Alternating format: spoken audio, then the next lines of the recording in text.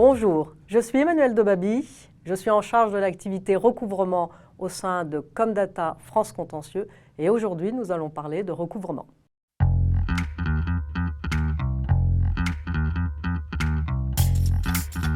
Le premier enjeu est de contribuer à la bonne santé financière de l'entreprise.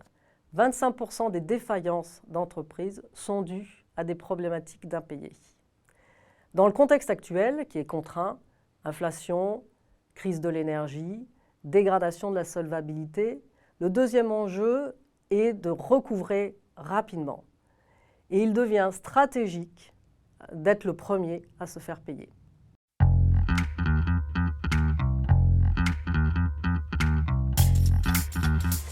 Les facteurs clés sont la rapidité et l'efficacité.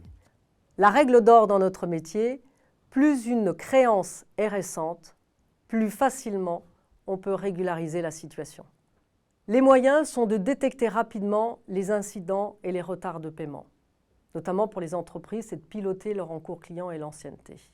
Le deuxième moyen est la mise sous surveillance des entreprises.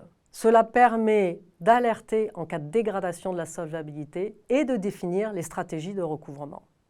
Le troisième moyen est de ne pas hésiter à externaliser le recouvrement, notamment pour les entreprises pour lesquelles ce n'est pas leur cœur de métier et qui n'ont pas les moyens, soit humains, soit techniques, pour le faire. Également, qui ont une certaine réticence à relancer leurs clients. L'intérêt de l'externalisation est de jouer sur l'impact du changement d'interlocuteur en passant par un partenaire expert dans le recouvrement.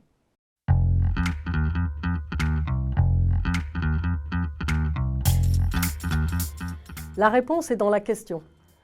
C'est l'approche qui fait toute la différence. Tout d'abord, un débiteur reste un client.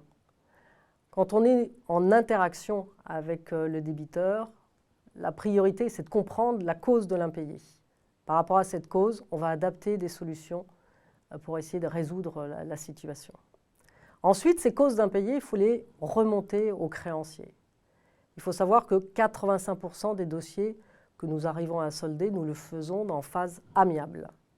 Et que dans la majorité des cas, les causes des impayés sont générées par nos clients. Problématiques de facturation, de contrat ou de service client.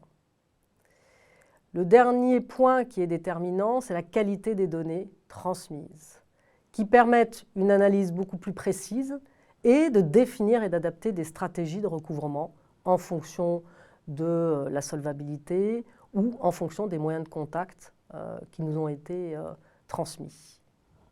En conclusion, je dirais ce qui fait la différence, c'est notre capacité à innover, à utiliser des moyens digitaux, des solutions de self-carisation vis-à-vis par exemple des débiteurs qui vont leur faciliter l'accès à des solutions de paiement. Et au final, je dirais, le meilleur des recouvrements, c'est celui dont on n'a plus besoin.